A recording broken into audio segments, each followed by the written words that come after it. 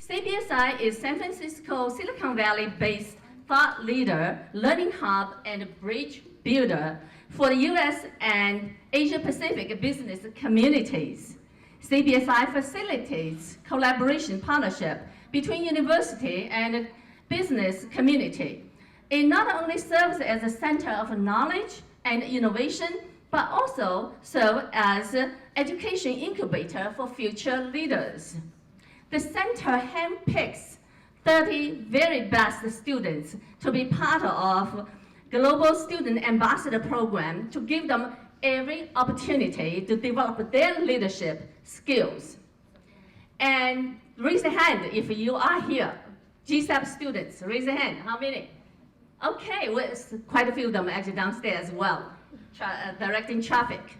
So tonight's event celebrating women who chart a sustainable future fits squarely with our center's mission. I want to express deep appreciation and thanks to our co-host, Wenqi Yu. Wenqi, where are you? Oh, there you go. The founder of Global Women Asia, for inviting Cbsi to co-host this event. We are exceedingly grateful for all the sponsors of this event. I also want to thank Erica Moritugu, the Deputy Assistant to President Biden, for bringing a message from Vice President Kamala Harris.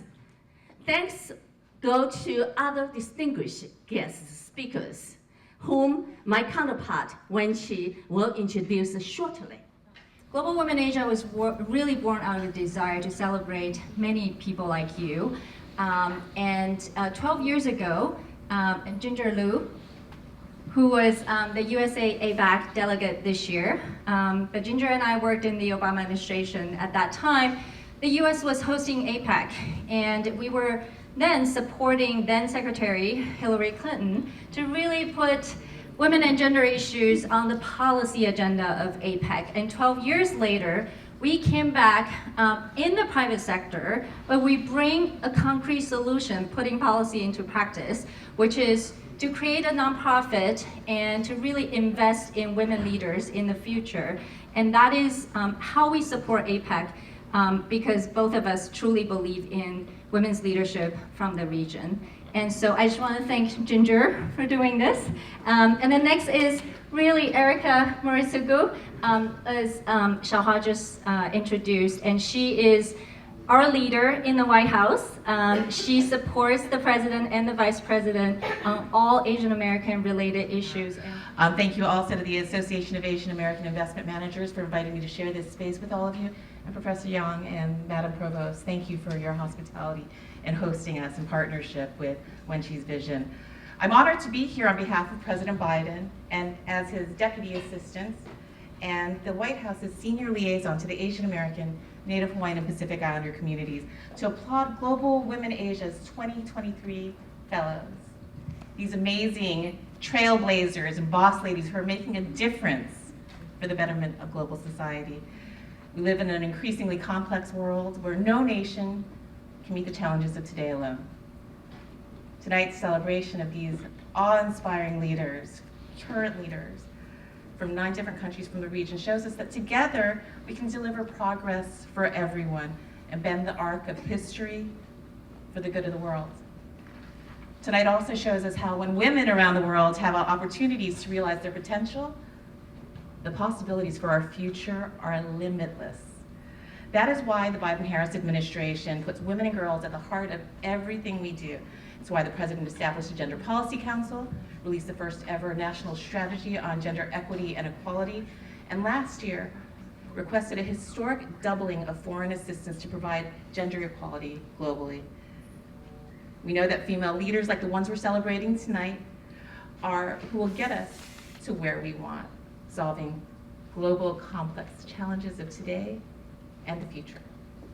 I'm so honored to be here in community with each of you who are working to improve the world for all of us.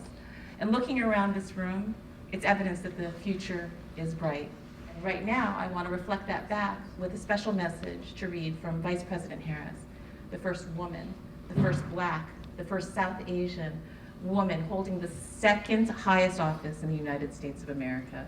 I'm pleased to extend my warmest greetings to the fellows, leaders, and supporters of Global Women in Asia and the University of San Francisco Center for Business Studies and Innovation in Asia Pacific as you convene for Women Charting a Sustainable Future reception.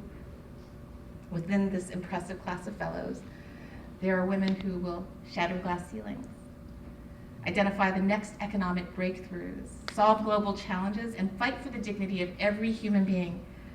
Because of you all, I'm optimistic about what lies ahead across the Asia-Pacific region and around the world. Our administration is committing to protecting and strengthening women's rights and supporting Asian American, Native Hawaiians, and Pacific Islanders, in addition to establishing our nation's first ever national strategy on gender equity and equality. We've teamed up with foundations in the private sector to commit more than $1 billion toward women's economic empowerment and closing the gender digital divide across the globe. As you all know, when women and girls succeed, communities, economies, and entire nations benefit. Thank you to Global Women Asia, Asia Pacific American Economic Cooperation Business Advisory Council, and the University of San Francisco's Center for Business Studies and Innovation in Asia Pacific for all that you do to empower women leaders worldwide with a network of support. May this evening's convening motivate us all to continue this vital work.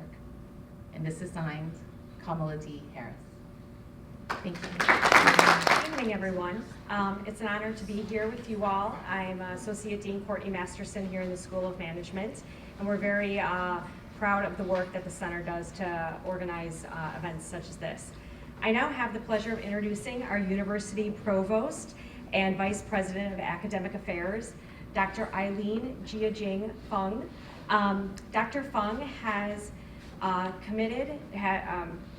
has dedicated over 25 years of service to the University of San Francisco and served in many leadership roles. As a first-generation college student from a Chinese immigrant family, she advocates for an equitable, mission-driven, and community-engaged and student-centered education.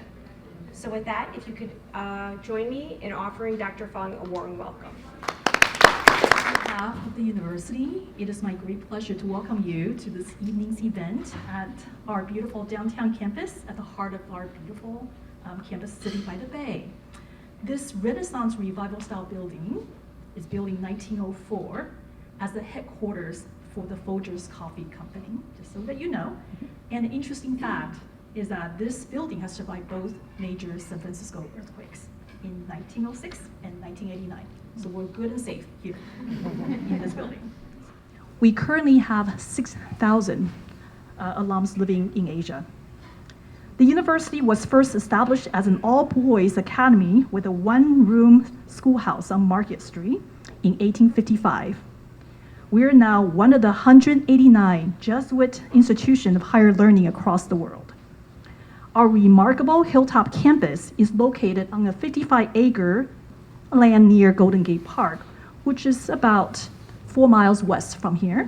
We also have 8 additional campuses, including this campus downtown. So if you do get a break this week, please come 4 miles, and we do have the best view from the hilltop that you can appreciate the city from our hilltop.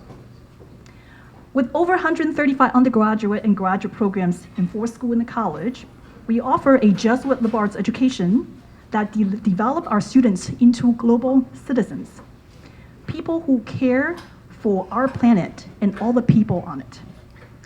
USF is ranked by US News and World Report as the #1 for ethnic diversity, which includes a large population of international students from Asian Pacific region. Our students come from 50 states, 111 countries, grew up in 23 faith traditions, and speak 50 languages. We believe that having an education that will not only equip our students with future-ready skills, but one that develops an inter-transnational, civilly engaged, equity, and inclusive mindset that as they enter into a very increasingly diverse and global marketplace in the workforce. We care deeply about our students, and especially their work in social justice and the common good. It's grounded in our tradition of service, in educating men and women to create a more humane and a just world. Again, thank you for all being part of this event tonight, and we look forward to hosting you for future events. On the panel, we have Anna Beer, who is the managing director for the World Bank, and she's also the head of delegation for APEC. And then we also have Tiziana, who's a board member of Global Women Asia and also CFO of IDG, which is a company that does a lot of data and research related issues. And then we have Shinta Kamdani, who came all the way from Indonesia. Shinta is not only one of the most senior and most well-known female CEOs in Indonesia, but also she represents Indonesia in various G20, APEC, and all these important conferences. So we're so pleased to have you here. For Jane, who's originally from India, but is now based in Singapore, and she's been working with a lot of businesses to think about how to integrate sustainability into business practices. Lindo is from Australia. She's been working on climate justice her entire life. So you can hear from her in terms of the grassroots experience. The first question I want to start with is this. What I'm curious to know about is how you have seen the impacts of climate change in your own life or the communities that you work with, and in particular, where you have seen differences in the way that women are impacted. Economic gains could be $5 to $6 trillion more if women started and scaled businesses at the same rate as men do. So this is, again, pretty good. That's like a lot of money. We could do a lot of really good things around the world on poverty reduction, climate change, infrastructure, health and education if we had these funds. And then another thing we know is that when you include women, their leadership in community, business industry, policy making lead to better resource management and environmental stewardship. And then the worst number for me, the worst number is this one. According to the World Economic Forum Global Gender Gap Report 2023, if we continue at the rate we're going today, it's going to take us 131 years to close gender gaps. Now the number was 100 years before COVID, so that also shows, coming back to crisis and shocks, climate change, natural disasters do hit women more than they do men. Why is that? Well, we saw during COVID that women tend to work in informality and they tend to work in services. And services, of course, were very heavily impacted by COVID, which meant women lost livelihood and lost their jobs. Same thing with climate change. Women are much more vulnerable to climate change. And what we see is when disasters hit around the world, hurricanes, cyclones, earthquakes, women tend to be much more vulnerable because they also don't necessarily have the formality or the land titles or the asset base that men do, which also puts women at the much more difficult point. But what we also know is when you have women in the room, you actually get better decisions. So we have seen, we have data on this, that women in leadership positions means that there's much more being put towards investing in climate. There's much more being put towards educating children.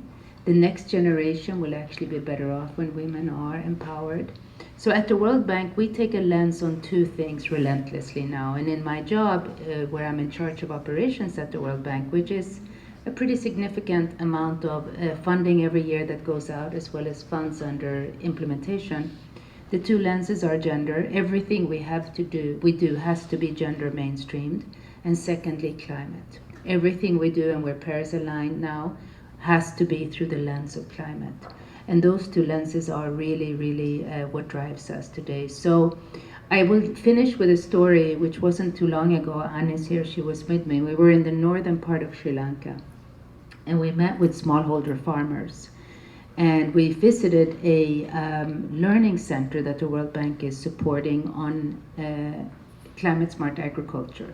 Smallholder farmers have really small plots. This is basically basic livelihood farming. And we asked a group of farmers, 40% of the students there are women. We asked, why is this important for you, these learning centers? And they said, you know, some years ago we started noticing that the weather patterns are changing. Somehow the rain doesn't come when it's supposed to come. And this affects us because we count on the rain for our livelihood, for our crops, for our yield, and now we can't count on it anymore. And they said we didn't know what was happening, but now we know it's climate change. And therefore we needed to change the practices of agriculture. So small technology changes were allowing them to capture the water, store the water, but also go for products and small tools like seeds that are less water intense. And the fact that 40% of the students there were women, and they kept coming back and they brought more women to the learning center, I feel is exactly the type of community drive and community engagement we need. But we need to go to scale, which is why we need to make sure that we get women into decision-making positions so that the decisions for the future and that environmental stewardship I mentioned can be harnessed. Temperatures are rising 2 times faster in Asia Pacific.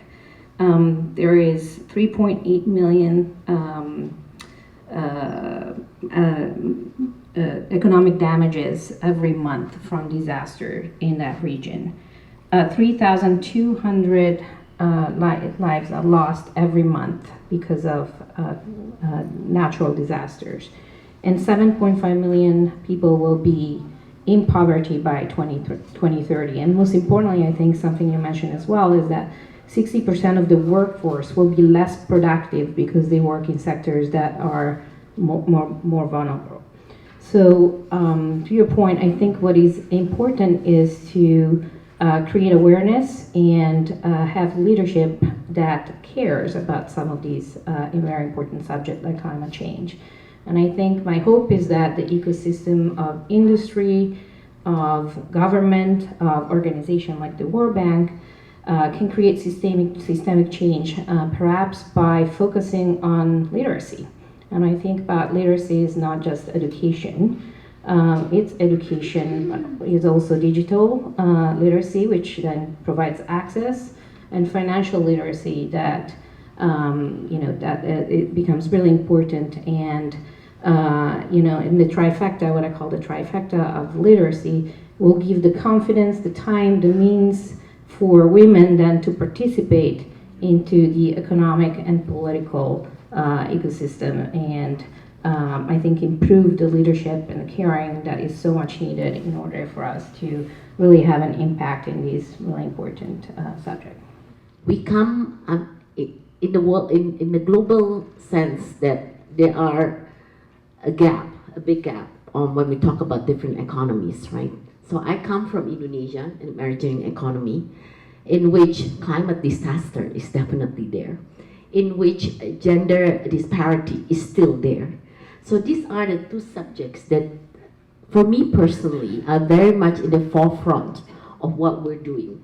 I think we all know that when we talk about women, the data shows clearly that when women participate in the economy, everything goes better.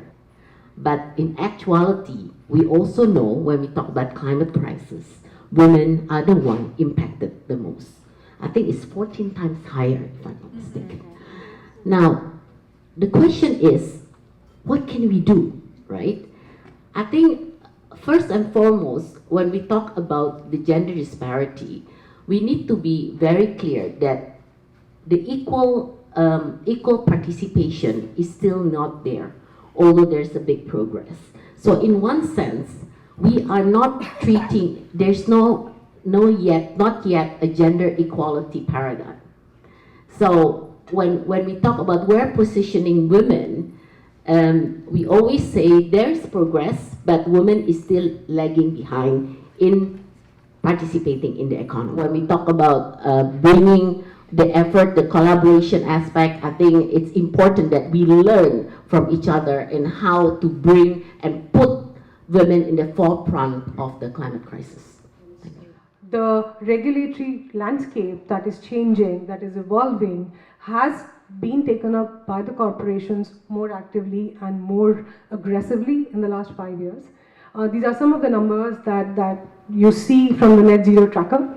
Now, when we talk about how are these numbers or how are these trends being cascaded down in the corporations and the business. So I basically help sustainability, companies chart their sustainability strategy, identify decarbonization pathways, develop different frameworks around impact assessment, sustainability assessment on my daily job. And we work with a variety of clients from financial institutions, from corporates, energy, oil and gas sector. What we really see that these companies are taking the business of sustainability more seriously. Business strategy and sustainability strategy is now going hand in hand. Companies also have, the good news is the companies have also started focusing on the third wheel, wherein they're focusing on getting new revenue streams from new energy technologies. Energy transition is a mainstream topic that is being covered at a global level. When we even talk about the APEC conference that's happening in San Francisco, energy sustainability is one of the mainstream topics that we see here. So that's the good news. And as the COP is coming up this month, we also see that sustainability and energy transition is also gaining more investment, more traction. So just to share some of the statistics, more than $3 trillion have been invested in last 10 years in sustainability and energy transition by corporations, making sustainability more mainstream, more target driven, and making them accountable to reduce their impact on the environment. So I think let's talk about the third point, which looking at the role of women in sustainability. So let me start by sharing the good news.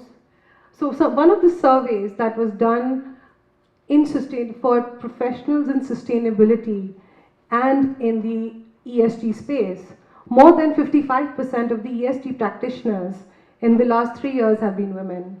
So that is a good news that we see that this particular domain is actually being picked up more by women than men.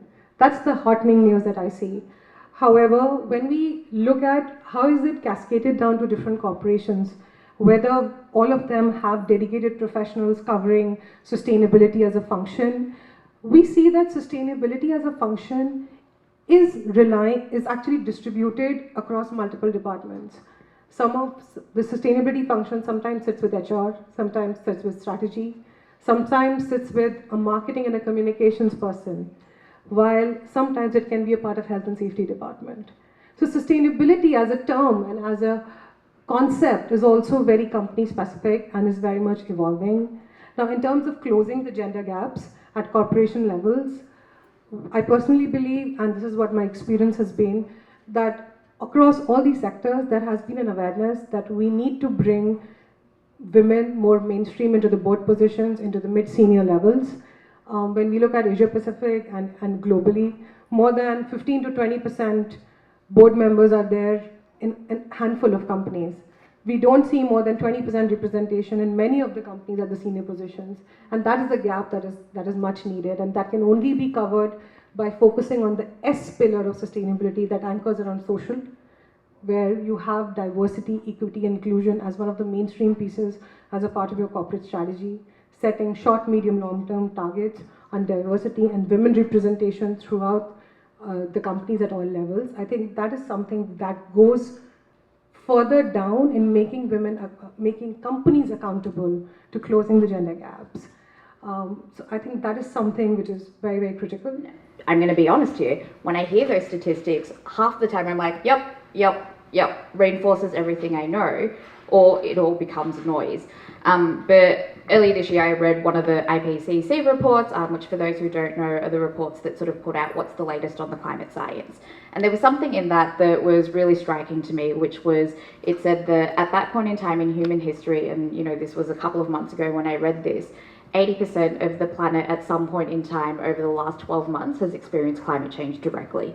And that might mean different things to different people. For someone, that might mean they are overheating in their home because they don't have access to air conditioning or any form of cooling. It could be in the case of one of the students that I support, Thea, her family home being flooded twice in some of the big floods that Australia experienced last year. It could be someone in the Pacific Islands dealing with the very real consequences of what would it mean if sea levels rise to the point where not only will I not have a home, but my culture, my ancestors will also soon disappear from this planet. So in many ways, I think that question that you ask is one that we all avoided to a degree because it's highly personal, it's highly real. Whether you're one of the 80%, you certainly know one of those 80% as well. So I guess in many ways, for me, it's always really sobering to actually take those moments to really pause and think about what does that mean for me and what does that mean for my work? And I guess similar to other panelists, to try to answer that question, one of the things I am really lucky to get to do in my day-to-day is answer this question of how do we unlock the leadership that the planet needs? And so much of that has really been demonstrated in some of these answers. And sometimes when I get asked that question, I say, oh, well, there are definitely technology solutions. There's definitely more that we could be doing to ensure that technology transfer is occurring, that financial commitments are not just being made, but also met. But I also think, well, who are all the people that have never had the opportunity to lead historically? Whether that's been women who have traditionally been marginalised and been told to stay at home. Is it young people who are told, no, keep going to school and one day you'll get to lead on this issue? Is it First Nations and Indigenous people who have had, in the context of Australia, been stewarding the lands for some 60,000 years, being ignored around how they've been able to keep their civilization and their culture going for that long, when in the context of Australia, we haven't been there for that long, but we end up as one of the world's leading per capita countries when it comes to the emissions that we produce.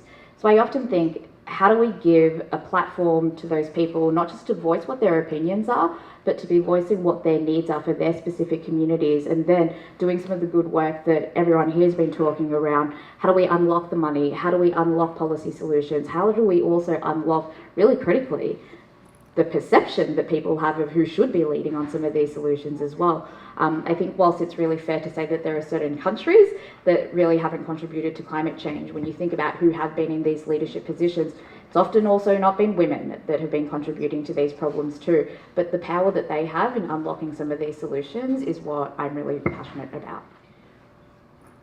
What do you see as the single greatest challenge to positively advancing our goals around women and sustainability, or what gives you the most hope? I'll start with Lynn. It's so lucky to get the microphone twice. Thank you. Just didn't let it go.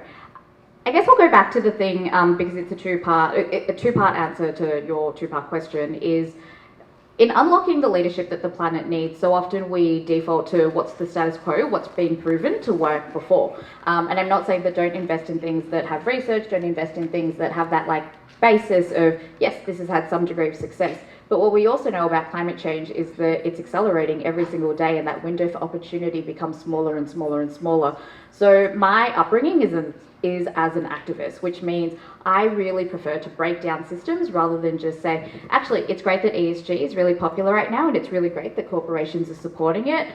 And there's one part of me that's asking the question, oh, well, I think capitalism caused some of these problems, so how could we potentially be doing things to promote degrowth, to promote a circular economy, to promote some of these concepts that haven't yet had that opportunity to be validated? So my encouragement to each and every one of you, regardless of what position you have, is how can you support something that is that mainstream solution that we know is going to yield an outcome, but what's that one big bet that you're either going to make yourself or throw your support behind that could be the thing that unlocks what we need in the next decade? In my view, the greatest challenge, or something that really fears me, is the real threat of climate change to all of us.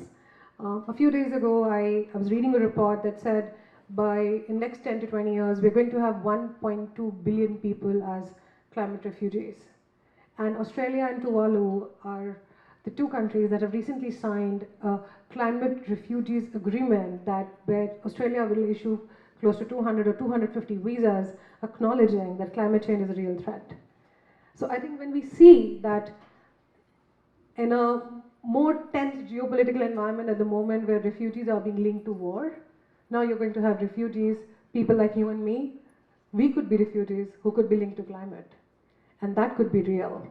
So I think that for me is the biggest challenge and the biggest opportunity as well. That as businesses, because I represent a business here, I work at a global consulting firm, and I have my own impact investing firm, where I strongly believe in doing well by doing good.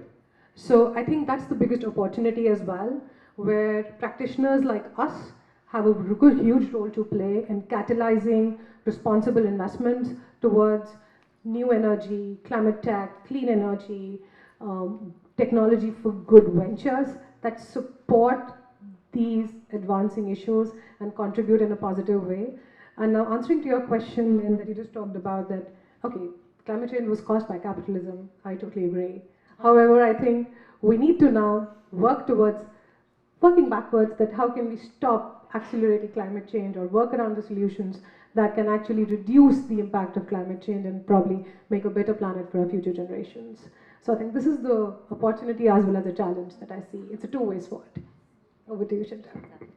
I find it's very exciting when we talk about these two subjects, and I think putting it together, I think each of us have our own role to play.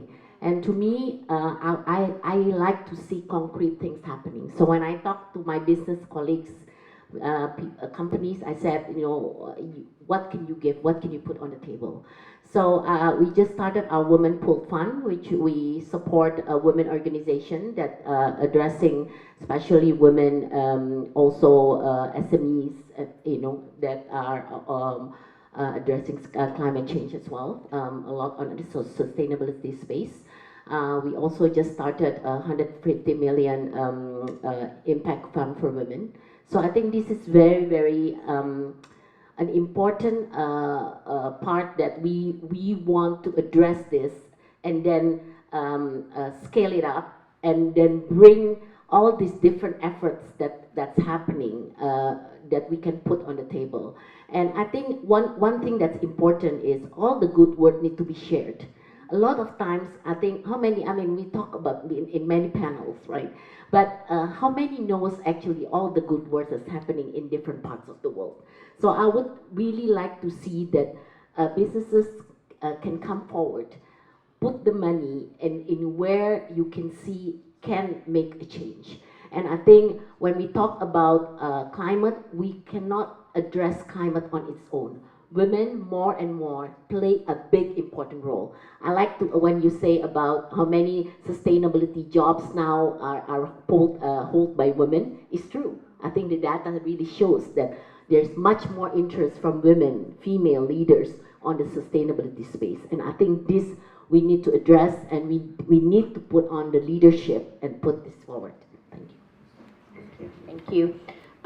So I do believe that change comes in different forms, grassroots and systemic change. They all contribute to ultimately driving, driving change at scale. I'm going to make it personal from what is the, what is the hope and the opportunity. When I was early in my career, in my 20s, my CEO was a woman. And I looked up at her and I knew that one day I could be a CFO, and I really wanted to be a CFO. On the challenge for me is that it's going to take 130 years, right? And what we need is allyship. We need whoever is in power and makes this decision and can drive some of these changes to be our ally. And if I look around the room tonight, there are some, and thank you for being here, but often I think we talk to each other, women to women. And I think we need to find ways to have more of a seat at the table and build those alliances. I think we know what policies work for climate. I think we know what investments work for climate. I think we know what advocacy is needed for climate. I think we know that sustainability is good business. I think we know when women are in the room, it's good business. So I feel like we have the answers, and we need to pivot in a much more aggressive way because we cannot afford the 130, and that's at the current pace. So what I would say, and I'm going to make one more reference to a number here because I want to come back to this particular group, which is really focused on a constituency that's focusing on Asia. But we do another study in the World Bank called Women, Business and the Law. I don't know how many people have come across it, but it's about 190 countries we look at, and we look at the equality between men and women when it comes to accessing, having the same legal rights. And only 14 countries of the 190 or so actually give full equal rights legally across 10 different dimensions to men and women. And about 2.4, 2.6 billion women have absolutely de minimis legal rights compared to men. And out of that number, close to 800 are in East Asia and the Pacific. So about 30%. So what I would say is don't wait for someone to be a leader. Be a leader. And what that means for each and every one of you, coming back to your point, is find women, mentor them, promote them, support them. If they fail, let them learn, get back up again. My job in my role right now is, and I don't like quotas, but I have it, 50% gender parity. We're not there yet. We're there on some levels, not others. It's interesting. We're there when women are young, then they fall off. Some, again, up at the top, but we're not there. So you have to be the leader you want to see, because the world is not exactly abundant in leadership these difficult days. So I would just say that take it your job, make it your job to promote, support, encourage failure, but get back up again, because that's the only way we're going to change it. And particularly in this group, and particularly in this geographical focus area, because it's actually one of the slowest, most lagging. In fact, very little change, very little needle has moved. So here to support you, count on me, but I see also a lot of leaders in the room, and I count on you. Thank you. Thank you. I'm really enjoying the panel. I thank you so much. It's such an honor to be here. I'm Angela Chikara, and I am on the faculty at Syracuse in Washington, D.C. You know, there's a lot that's going on right now in terms of whether we use the term ESG or do we not. There's data on one side, but how do we bring it to life? And so it seems that the art of storytelling is missing and could also be part of the solution. I would say it's very context-based.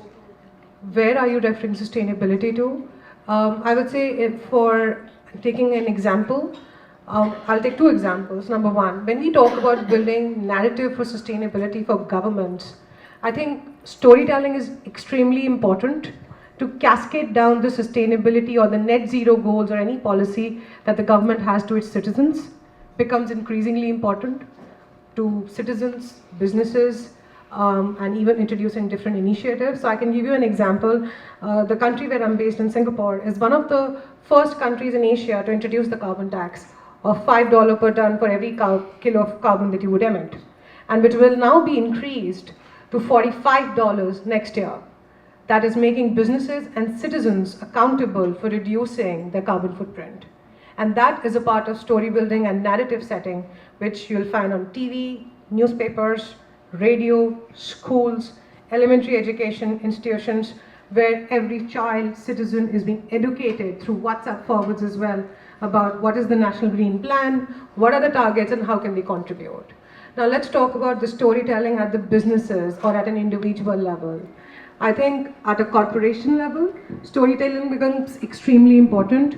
While we do know that storytelling is often also linked to greenwashing as well.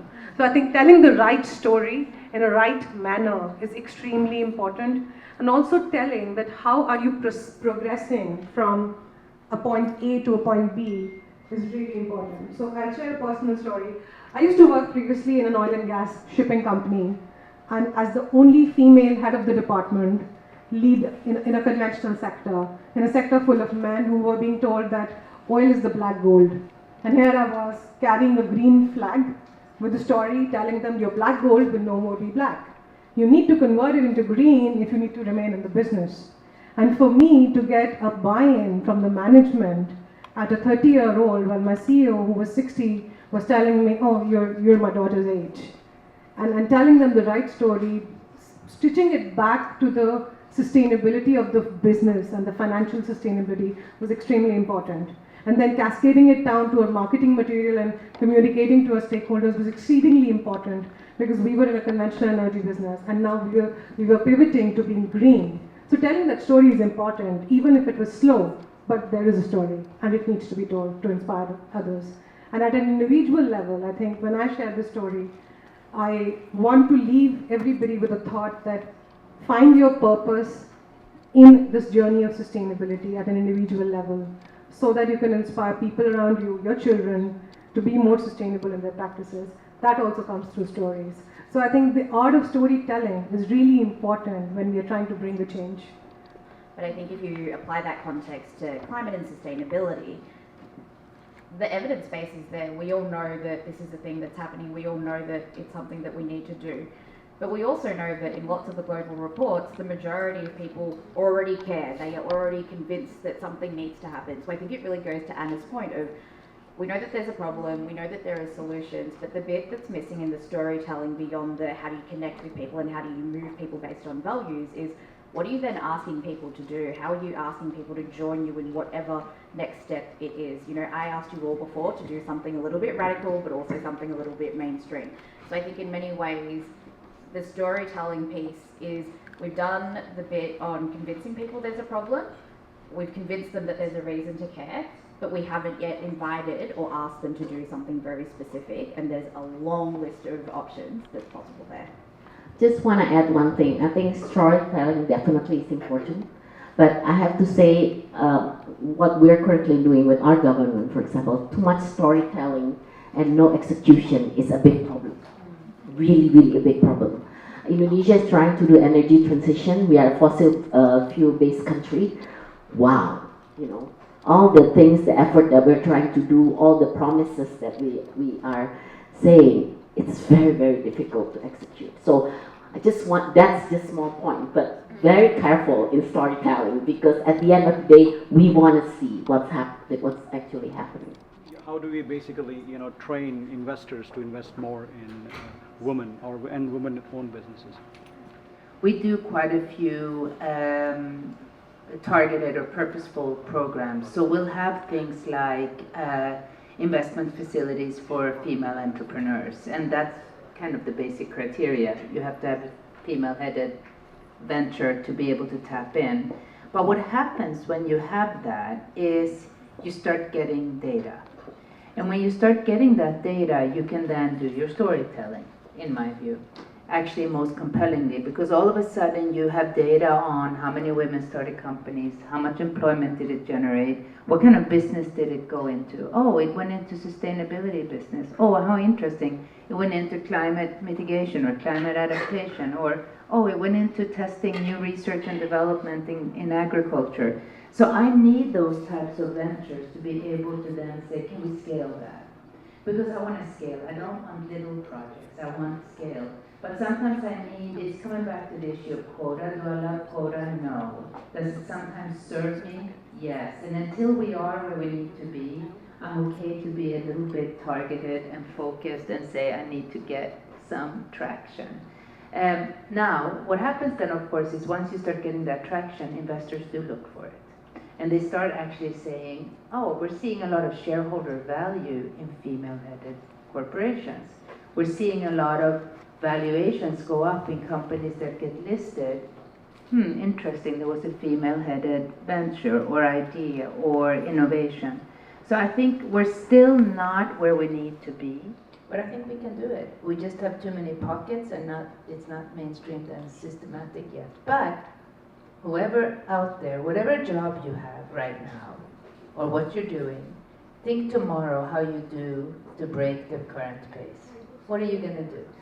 I've been doing gender lens investing for a while because I was very frustrated with what's happening in Indonesia, and I thought I need to do something quickly, right? And I've been focusing on it, and I've been able to bring people on the table doing gender lens. So I think when we focus, they are, like I said, people have role, whatever, and how they want to invest. Somebody needs to start it, and then, you start developing. Thank you. Sounds like we have time for one more question. I mentor a lot of young men, and one of the questions I would have is, as we talk to these young men, we think, how should we be helping them to pave the way? What would be the words that you would think that people like me should be giving to them to help them be better role models, better allies, better friends, better business partners, better leaders in their communities. Because I feel like oftentimes the conversations tend to be it's one half or the other, and I feel like we're kind of sometimes missing that inclusivity of it, where, we all win together. Right? And so how can we as men, what do you see? What can we do better? And I think that's kind of where I'd leave that. With all the biases that we all have, including us women, have biases. I think it's that intentionality needs to be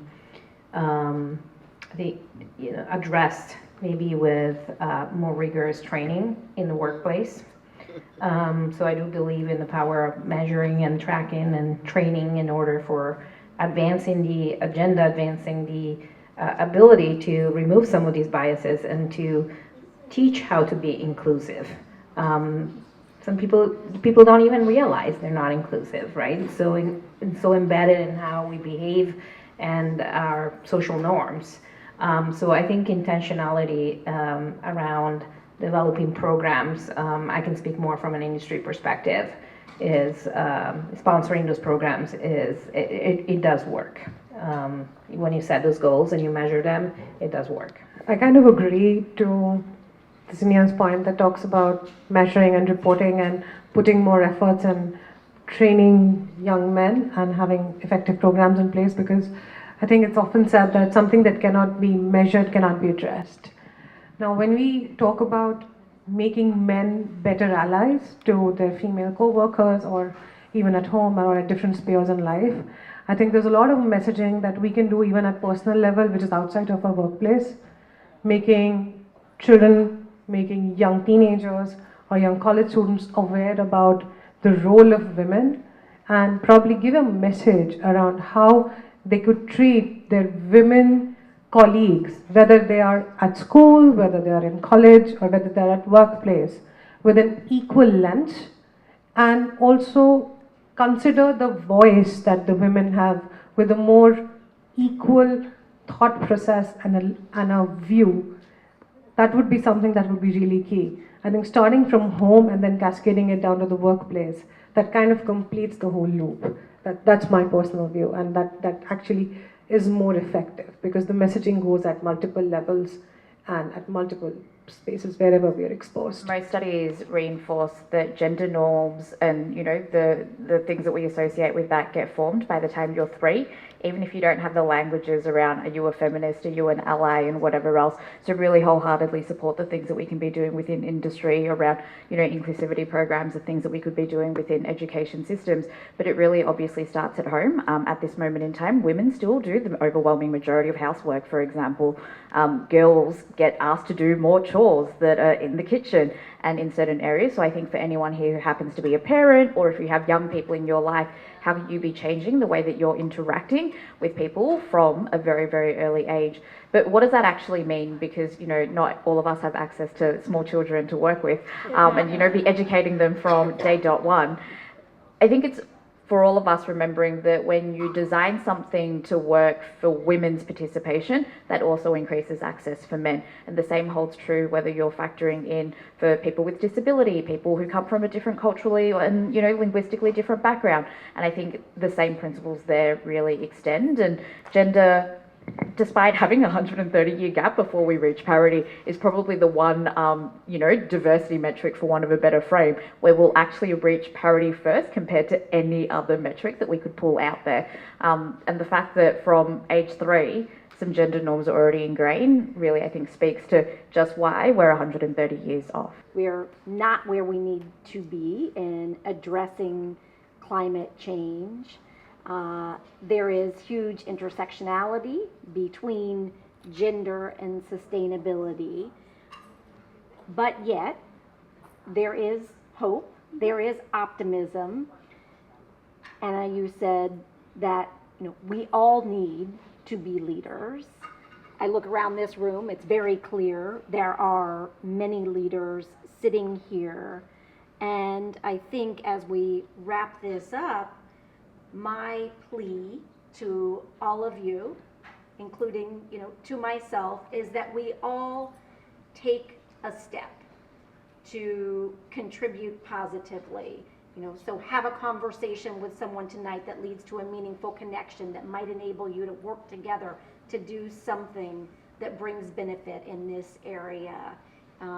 Think about what you yourself can do to contribute to that positive change. It may start with a very small step, but all of those small steps together come together and lead to meaningful change and meaningful progress. And with all of that, we can start to cut down on that 130 years.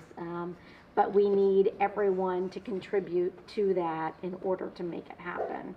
These past few days have been an amazing experience to me, connecting with other female leaders from the APEC region. And I'm so grateful for Ambassador Murray, who was one of the first supporters of the Global Women Asia in Sustainability Fellow. He is the reason why we're all here today. As a Chinese who spent almost 1/3 of my life in United States, the last few years have not been easy. I'm pleased to see that through APEC, a program like Global Women Asia Leader can bring us together. And I'm pretty sure that the time that we spend together will definitely help us to build our friendship and our bonds, and this will last for a long time. So thank you, Ambassador Murray, for your roles in supporting us and for giving us this opportunity to be here. So let's welcome Ambassador Matt Murray. When I think of my role as U.S. Senior Official for APEC, it really is all about connecting people. Ginger and Wenqi and Camille, these are some of the best connectors of people that I know. They have a passion for exchanges. They have a passion for making sure that people have an opportunity to learn about other cultures. I've known, Camille for the longest, since 2005. Wenqi, since we last hosted APEC in 2011, and then Ginger just this year. And Ginger is just an amazing, I think, role model for a lot of us on how you can promote these kinds of exchanges. And so, it's really about connecting people, and it's really about everybody that's in this room, and it's just such an honor and privilege to be a part of it. And so when Ginger and Wenqi came and said, hey, we have this idea for the Sustainability Fellows, does this fit in with what you're trying to do in your US APEC host year? For someone like me, the answer is very simple at that point. Of course it fits in with what we're trying to do this year, right?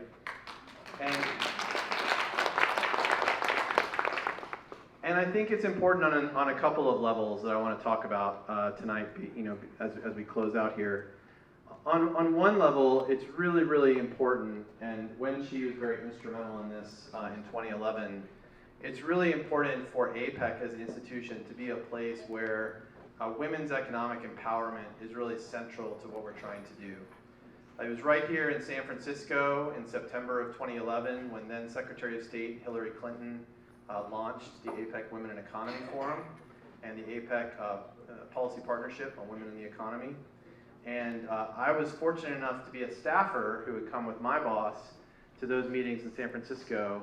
And that was one of the highlights of my career, was to be there and to hear Secretary Clinton speak so passionately about this issue. But what made it a highlight was not just sort of the star power of Hillary Clinton.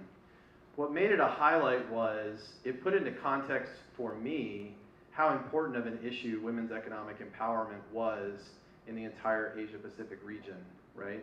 Women's economic participation, even now in 2023, full women's economic participation is still a tremendous challenge. And that's why it remains on the APEC agenda. I think as we saw with the COVID pandemic, there are so many difficulties and challenges that made it even harder. I'm sure you've talked about a lot of that today. And so to be able to have an institution like APEC where we can still say that this issue is front and center for us, this issue is critically important, this is part of APEC's DNA, and it's also part of our broader objective of achieving greater economic inclusion and greater economic participation around the region. So that's number one. Number two, I think that's really important about the Sustainability Fellows. We're facing a time and a place in the development of APEC economies across the region that, all of us, and we just heard, from China, right? From the United States, all of us are increasingly concerned about how can we make sure that we put our economic growth on more sustainable footing. You know, what can we do? What are the steps we can take? What are the partnerships we can create? How can we work with the private sector? How can we innovate? How can we write better rules of the road? How can we achieve a just energy transition? How can we have more sustainable agriculture? All of the things that all of you are working on in the sustainability field, this is now also a front and center issue for APEC. You know, I've heard this week a lot of people say, oh, well, you know, what is APEC doing about, you know, climate change? What is APEC doing about sustainability? I think we come at it with the humility that we are not doing enough, but we desperately and passionately want to do more as APEC economies, the 21 economies across the region, to make sure that we are, as our APEC theme this year says, creating a more resilient and sustainable future for all. Thailand, is anybody here from Thailand? Yes, Thailand did a remarkable job, just an amazing job last year of hosting APEC. And of course, one of the big things that came out of that was the Bangkok Goals on Biocircular Green Economy, which for all of us in APEC economies means that we're now in the organization mainstreaming sustainability across all of our processes, across all of our working groups. And to be able to do that, you know, again, puts you all front and center. And the third thing I want to say, and I'm probably not saying anything new than what you know, Camille's already done in this amazing panel that I unfortunately was late and didn't get to hear part of, but is just when it comes to the exchanges, when it comes to the power of being able to have these opportunities to come from the region to the United States or to go from the United States to the region. You know, something again that Camille has really been a champion of in the State Department for her entire career. And I remember hearing her speak the first time I think I met her in 2005 at an event for Humphrey Fellows and Fulbright Fellows that she was coordinating at the embassy in Beijing. And you know, I was like, wow, I want to feel that passionately, that strongly about something, you know, the importance of these kinds of exchanges. And so to be able to create a platform in APEC with, you know, Wenqi and Ginger have worked on, and all of you have made real, it's really exactly what we want to try to be doing, is to bring, you know, fellows from the region to the United States, also to send, you know, all of us as Americans, you know, out to the region, because, you know, clearly the Asia Pacific is the most dynamic region in the world. It is the most sort of the fastest growing region in the world. And, you know, we all are in a place where we have an opportunity to be, you know, part of the solution for the future of our planet. And, you know, that starts with all of us in this room. So that brings me back full circle to the importance of just people and connection. And certainly here in San Francisco this week with APEC, you know, we really want this to be a place that, you know, and a venue where these kinds of things can happen. And I see Andre over there. Is Sarah here too? Yeah. Ah, okay, sorry. Yes. And I also really honored that Sarah Minkara is with us. I should have mentioned you at the top, Sarah. I apologize. But Sarah has also been a real, you know, just really strong champion of APEC this year. She's been now to Detroit and Seattle and San Francisco, and everything she's doing on for disability and inclusion, and you know, just doing a remarkable job on so many areas. And so it's really been, you know, our honor as well to work with her. And I'm sure that I'm missing a whole lot of other important people in the room who are doing great work. But I just want to close out by just saying thank you. Thank you for what you're doing. Thank you for making this opportunity to have APEC in San Francisco, you know, really, really special in the sense that, you know, yes, there's going to be a lot of focus on what happens in Moscone Center the next few days.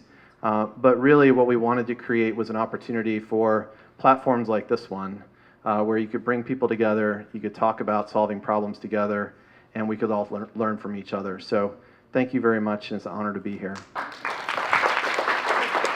He and his boss at that time, they were in charge of economic issues at the State Department, and they're the first ones to get the women's economic empowerment issues. Never ask the question, just do it. So this time around, thank you. You're in a much more important and influential role. And I'm so glad I can see that. I know how that works. It's usually, it takes people like him to make it happen. And so thank you so much. You and Camille truly exemplify the best of our Foreign Service. So thank you.